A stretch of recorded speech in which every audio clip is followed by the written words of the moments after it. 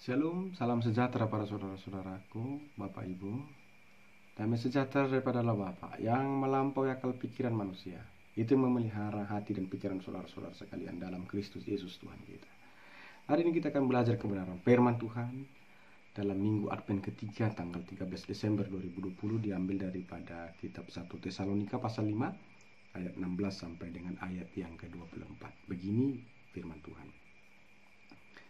Bersukacitalah senantiasa, tetaplah berdoa, mengucap syukurlah dalam segala hal, sebab itulah yang dikehendaki Allah di dalam Kristus Yesus bagi kamu. Janganlah padamkan roh, dan janganlah anggap rendah nubuat-nubuatan. Ujilah segala sesuatu, dan peganglah yang baik. Jauhkanlah dirimu dari segala jenis kejahatan. Semoga Allah damai sejahtera menguruskan kamu seluruhnya, dan semoga roh, jiwa, dan tubuhmu terpelihara sempurna dan tak bercacat pada kedatangan Yesus Kristus Tuhan kita. Ia memanggil kamu adalah setia, ia juga akan menggenapinya. Saudara-saudara, dalam minggu Advent yang ketiga tanggal 13 Desember 2020 ini mengambil rema hidup tak bercacat pada kedatangan Tuhan. Kita bertanya, apakah mungkin hidupku tidak cacat? Mungkinkah hidupku sempurna saat Tuhan datang menjemputku atau memanggilku? Pertanyaan ini secara logik kemanusiaan sulit kita jawab, karena tidak ada manusia yang tidak cacat, nggak ada manusia yang nggak berdosa. Tapi pertanyaan ini kalau kita jawab secara roh dan iman dan pengharapan, kita bisa tidak bercacat kalau hari ini kita mengambil komitmen untuk membiasakan diri kita melakukan yang baik. Selama saudara tidak mengambil komitmen untuk bertobat, selama itu saudara akan terus bercacat sampai kematian menjemputmu. Tapi jika hari ini saudara mengambil komitmen untuk hidup tidak bercacat, maka saudara akan bisa seperti yang diminta firman Tuhan hari ini, bahwa saudara tidak akan bercacat sampai kedatangan Tuhan. Nah, bagaimana caranya? Setelah kita mengambil komitmen, bagaimana mempertahankan komitmen itu agar tidak luntur? Nah, itu yang sedang dijawab berikut khotbah hari ini. Yang pertama adalah bersukacitalah senantiasa. Saudara-saudara, semua orang tahu bahwa bersukacita lebih baik daripada bersedih. Tapi orang lebih sering bersedih daripada bersukacita. Itu persoalannya. Sekali lagi saya ulangi, semua orang tahu bahwa bersukacita itu lebih baik daripada bersedih atau marsak.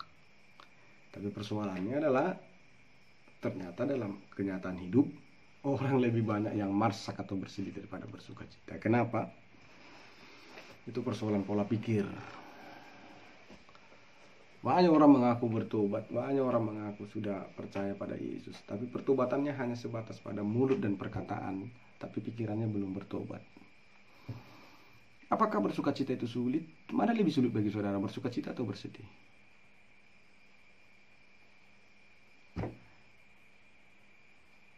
Kalau secara teori kita akan berkata lebih mudah bersukacita, tapi secara praktek ternyata enggak, lebih enak bersedih, berungut-sungut. Nah, karena itu serahkan pikiranmu pada pertobatan. Karena apa yang kau pikirkan itu menentukan engkau bersukacita atau bersedih. Kalau kau pikir-pikirkan yang jelek, maka kau akan terus bersedih. Tapi kalau kau pikirkan yang baik, kau akan bersukacita. Anehnya, sebenarnya yang terjadi itu yang baik, tapi dipikirnya jadi jelek. Ya teruslah bersedih, mukanya murung terus, geriting terus. Jadi kalau kamu mau, saya mau seperti yang dibilang firman Tuhan, saya ingin terus bersukacita, ya kalau gitu teruslah pikirkan yang baik-baik aja lah. Kalaupun sesuatu itu yang terjadi yang jelek, nah cari maknanya lah, cari yang baiknya lah dari yang jelek itu. Jangan sudah yang terjadi yang jelek, justru kau cari lagi yang lebih jelek. Kalau sesuatu terjadi yang salah, kita sudah tahu salah, nggak usah lagi lah disalahkan, namanya pun udah salah. Cari yang baiknya aja lah, apa yang dari yang salah itu, maka kau pasti akan bersukacita. Apa saudara mau? Supaya bisa, ya itu pikiranmu itu, ini pikiran ini, serahkan sama Tuhan. Jadi pertobatanmu bukan hanya pertobatan di mulut, tapi isi otak-otak ini juga harus serahkan sama Tuhan. Jadi kalau naik nanti harga beras, harga apa, ya memang sulit secara ekonomi. Tapi ambil baiknya aja lah dari kenaikan beras itu, supaya kau bisa bersuka cita. Nanti kalau turun harga sawitmu, atau ekonomimu merosot, ya memang sakit dampaknya. Tapi terus kok bersedih terus kenapa? Apa naik ekonominya? Enggak. Jadi ambil baiknya aja lah dari kejadian itu agar kau tetap bisa bersuka cita. Jadi ini satu paket antara bersuka cita dan berdoa. Jadi kalau Anda sudah bersedih, Anda akan sulit berdoa. Nah, sulit itu. Roh untuk berdoa tidak akan mati kalau Anda muka keriting, hidung kembang kempis, tanggir, ketat muka itu kan. Mana bisa Anda berdoa kalau kondisi seperti itu? Jadi harus bersuka cita. Jadi kalau Anda bersuka cita, maka Anda akan mau berdoa dan roh berdoa itu menyala-nyala dalam diri Anda. Jadi itu satu rentetan yang saling mengikat. Di mana ada sukacita, di sana ada roh berkobar-kobar untuk berdoa. Tapi di mana ada sungut-sungut, di mana ada kekhawatiran, di mana ada marsak, di mana ada kebencian, di sana akan mati roh berdoa. Itulah kenapa dikatakan bersukacitalah senantiasa, tetaplah berdoa. Jadi satu paket, saudara. Dipikirkan yang baik supaya bersukacita, supaya bisa berdoa. Lalu dikatakan mengucap syukurlah dalam segala hal, sebab itulah yang kehendaki Allah dalam Kristus Yesus Tuhan kamu. Ini juga satu paket. Kalau kita orang yang berdoa, kita akan selalu mengucap syukur. Mengucap syukur ya sama saja seperti yang saya katakan tadi. Kita akan selalu mengambil yang baik dalam setiap perkara. Karena itu kita bisa mengucap syukur. Mengucap syukur beda dengan kata untung. Misalnya contoh ada orang jatuh, lalu dia berkata untunglah enggak patah kakinya. Enggak, beda. Bicara mengucap syukur kita bukan bicara untung rugi, bukan ke sana, bukan persoalan ekonomi. Kita bukan bicara laba, bukan bicara bruto neto, bukan. Mengucap syukur kita berbicara tentang pengharapan. Saya mau tanya sama saudara, ketika saudara jatuh sakit, kalau saudara punya pengharapan pada Tuhan, maka saudara akan mengucap syukur pada sakit penyakit yang sedang saudara derita. Kenapa bisa? Ya bisa, karena saudara punya pengharapan. Dari mana kita punya pengharapan? Dari firman Tuhan yang kita baca. Dan apa pengharapan itu? Allah akan melawat sakitmu.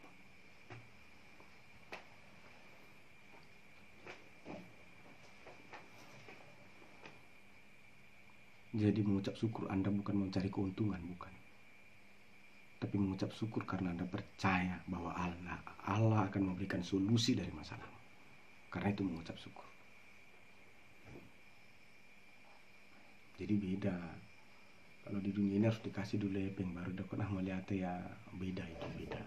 Mengucap syukur bukan persoalan untung rugi, bukan. Itu persoalan keyakinan bahwa hari esok, bahwa di depan Allah sudah punyakan solusi untuk masalah hari ini. Jadi kita mengucap syukur untuk hal yang akan kita terima besok, sekalipun hari ini belum kita terima. Itulah pengharapan. Pengharapan adalah hal-hal yang saudara yakini yang akan terjadi hari esok, tapi belum terjadi hari ini. Hanya orang yang punya iman dan pengharapan yang bisa melakukan itu. How about you? Bagaimana denganmu? Bagaimana dengan hidupmu?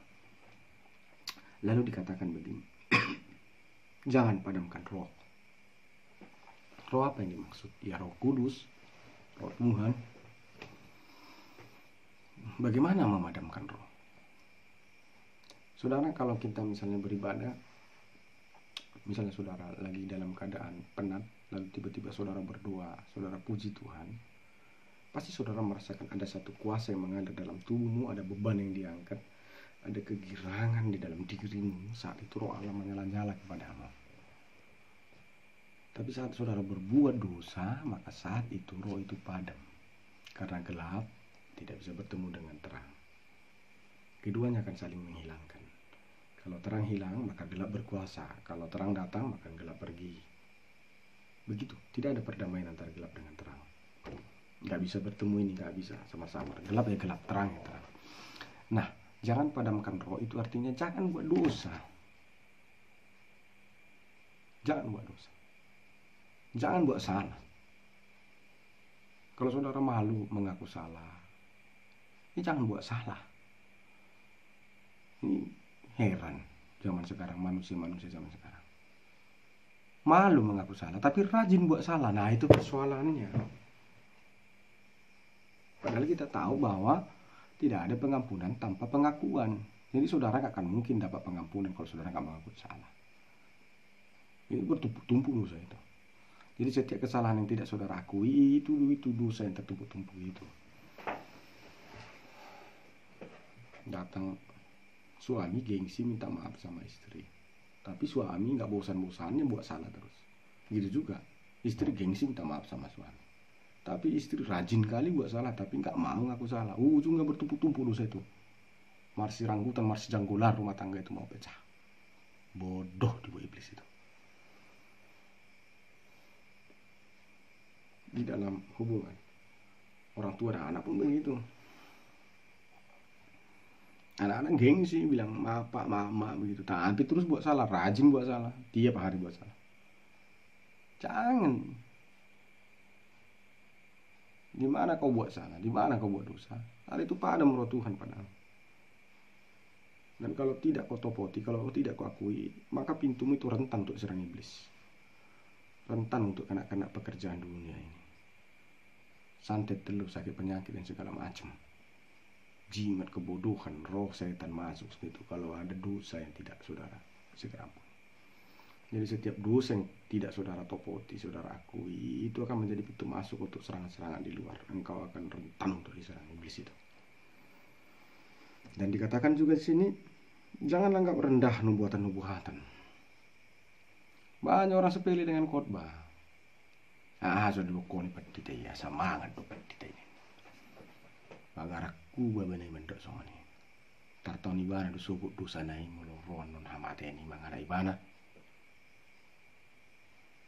Saya juga pernah dengar orang, kan jamita doi. Jamita neang nai pamangan nai mandok.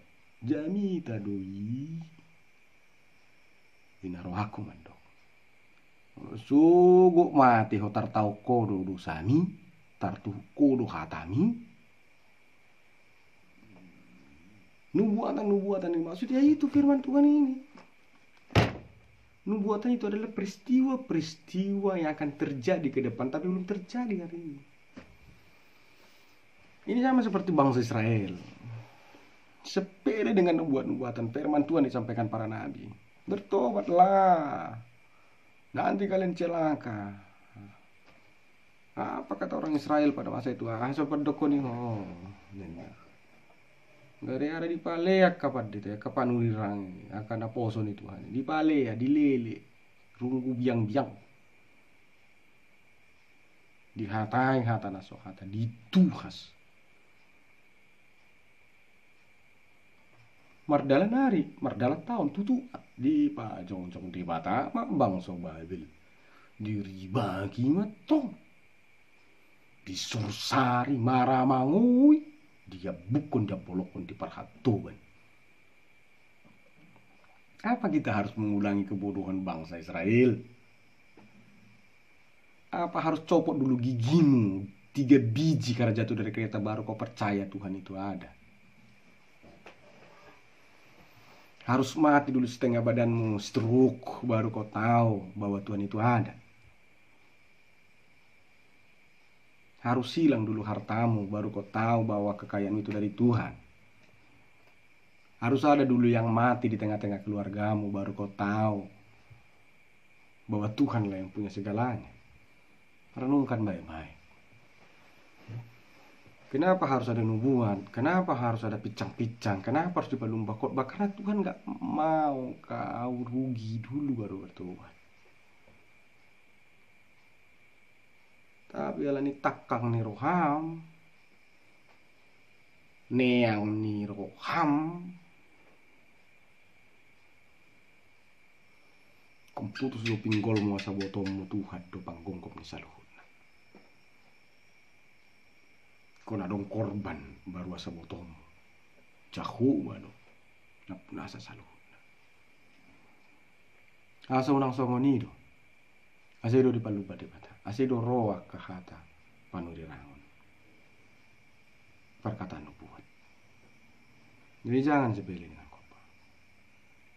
Jangan pernah lagi keluar dari mulutmu berkata, Jami tadoi.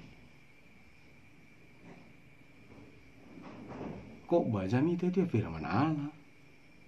1 Yohanes 1:1. Pada mulanya adalah firman.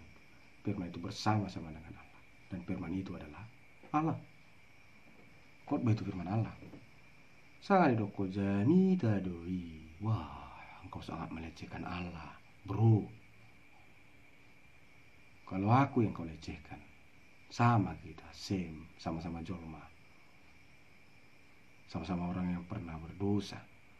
Wajar saja orang yang berdosa melecehkan orang yang berdosa. Tapi kalau Allah yang kau lecehkan, kemana lagi keselamatanmu? Suatu isi tak Tuhan iho sam.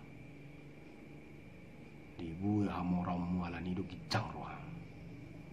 Suatu dibuat pangkak muala nido sedi toko Tuhan ali pangkak mi. Dibuat noni maramangui mau. Mulai pesiasi maruhani Tuhan Tuhan. Pakut Tuhan mah di batama buhina tuh asa dilio tung tiki tuh. Ai maka nguluhun habu mani roham. Unang mah di bede batas nak kabang so si pilih bidang ado ngampun so si pirau. Putus. Yang dilio tiki. Tau mai. Ale mulubui. Mua masonari. Unang jo adong korban asa adong pertobatan dia. Ayat 21 dikatakan ujilah segala sesuatu dan peganglah yang baik. Kita harus menguji. Jangan hanya terima mentah-mentah. Jangan datang orang kutip-kutip Alkitab langsung kita percaya. Iya.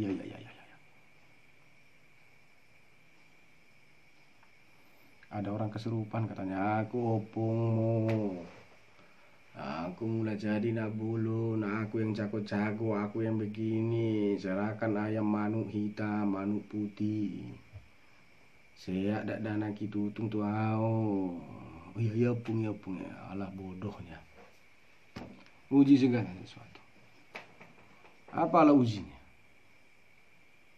Aja ujinya adalah 2. Kalau dalam persoalan dunia nyata, dunia real yang bisa diindra, yang dari 5 indra, mata yang dilihat, didengar, diraba, dirasakan. Alat ujinya adalah Alkitab. Segala perkataan, segala perbuatan yang bertentangan dengan ini, jangan taat kepadanya.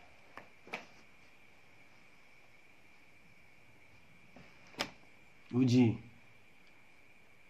Jadi kalau ada orang ngutuk Alkitab begini kata firman Tuhan segala macam jangan makan mentah-mentah karena ada juga nabi palsu. Uji apakah perkataannya itu sesuai dengan hidupnya dan apakah firman Tuhan yang keluar dari mulutnya itu nampak buahnya dalam hidupnya. Uji, jangan bodoh. Karena iblis pun mengutip firman Tuhan ketika mencoba Yesus. Ada tertulis di nasi bulis, tapi dia pakai firman Tuhan untuk menjerat orang. Bukan untuk membuat orang takut sama Tuhan. Ada orang berdukun disuruh lu berdoa baca Alkitab, tapi tong udah ikat pakai mantra. Rosetan yang dipanggil untuk penyembuhan, tapi kamuflasenya untuk menipu orang biar kelihatan dia dari Tuhan. Ya itu suruh berdoa baca Alkitab, tapi sebenarnya itu hanya kamuflase. Tetapnya kesembuhan itu diminta daripada ritual-ritual, daripada penyertaan roh-roh setan. Jangan bodoh, uji segala sesuatu. Itu untuk dunia real, untuk dunia yang supra real, atau dunia yang supra natural, atau dunia mistik, misterion. Alat ujinya adalah nama Yesus. Kalau ada roh yang masuk, misalnya langsung masuk ke diri orang seperti kesurupan, atau ada roh yang masuk yang dalam mimpimu, uji roh itu. Tanya roh itu, apa dia percaya bahwa Yesus adalah Tuhan? Setiap roh yang tidak mengaku bahwa Yesus adalah Tuhan, dia dari setan. Karena setan tidak akan mampu mengaku bahwa Yesus adalah Tuhan. Dia nggak akan mampu percaya. Tanya, dari mana kau datang roh? Apa kau percaya Yesus adalah Tuhan? Kalau dia nggak mampu percaya, tengking dan jangan dengarkan. Mau dibilang dia opungmu, mau bilang dia leluhurmu, mau dibilang dia apapun itu, tanya roh itu. Apa kau percaya Yesus adalah Tuhan? Kalau dia nggak percaya, jangan dengarkan. Berarti dari sibulis tengking, usir cepat-cepat. Assalamualaikum di palilu kita.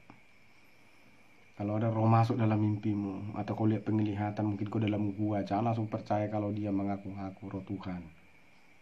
Karena dikatakan Rasul Paulus, setan pun penyamar jadi malaikat terang. Uji, siapa kau bilang? Roh apa kau bilang? Dan tanya, apa kau percaya bahwa Yesus adalah Tuhan? Seperti aku percaya Yesus adalah Tuhan. Kalau dia nggak mampu percaya, tengking langsung, jangan lama-lama. Artinya ujilah segala sesuatu, jangan bodoh. Orang Kristen nggak boleh bodoh. Orang Kristen nggak boleh korban iklan. Dia harus mengujinya. Karena Bapamu, Tuhan kita itu Tuhan yang cerdas, bijaksana. Mana ada bapaknya yang cerdas, anaknya bodoh. Kalau bapaknya cerdas, pasti dia akan mengajar anaknya untuk cerdas. Tapi kalau bapaknya bodoh, ya udah anaknya ikut bodoh. Kenapa? Ya karena bapaknya akan mengajarkan anaknya bodoh. Karena itu ada kata pepatah, buah nggak akan jauh datu dari pohonnya. Ketahuilah Bapamu adalah Tuhan semesta alam dalam Kristus Yesus. Dia adalah Allah yang mengatasi segala Allah. Lalu kau sebut kau anaknya, masa kau bodoh? Bodoh yang dimaksud bukan bicara tentang nilai dan angka yang ditulis oleh manusia dalam lembaga-lembaga manusia. Bukan itu. Bodoh yang dimaksud adalah persoalan iman rohani. Dan dikatakan jauhkanlah dirimu dari segala jenis kejahatan ayat 22.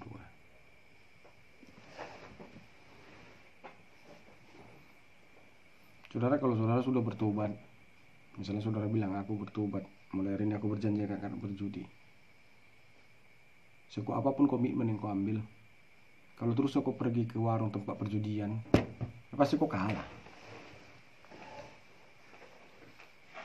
Banyak orang seperti itu. Dia berkata, aku akan berhenti daripada kejahatan ini. Tapi dia selalu membawa dirinya kepada akar atau tempat di mana kejahatan itu terjadi. Misalnya ada orang yang dikuasai roh prostitusi. Dia berkata, aku nggak akan mau lagi berprostitusi, nggak akan mau lagi berpelacur, katanya. Dan itu niatnya yang dalam. Tapi tiap malam terus ke kafe. Sekuat apapun imanmu, kalau kau terus diam di akar dosa, ya tetap kau akan jatuh. Jadi maksudnya jauhkanlah dirimu dari segala jenis kejahatan. Siapa lo udah jadi bertobat, siapa lo udah mengikut Yesus, ya putuskan hubunganmu dengan tempat-tempat dosa itu. Kalau udah bilang aku nggak mau lagi berjudi, ya jangan lagi pergi ke warung-warung yang ada judinya. Ya omong kosong aja kau berkata aku nggak akan mau judi, tapi terus kau pergi ke tempat warung-warung yang ada judinya, sama aja. Atau kau bilang untuk misalnya kaum ibu-ibu, kaum perempuan, aku nggak akan mau lagi bergosip, tapi kau terus pergi, asal kau mau pergi keluar, bertandanglah kau terus ke tempat yang mana ina-ina bergosip, ya sama aja hancur. Kalau udah berkata aku nggak mau bergosip, ya udah jauhkan. Di mana ada tempat-tempat orang yang bergosip, jangan lagi ke sana. Itu caranya. Dan itulah caranya supaya kita bisa sempurna dalam menyambut kedatangan Tuhan. Tuhan Yesus memberkati saudara-saudara sekalian. Shalom.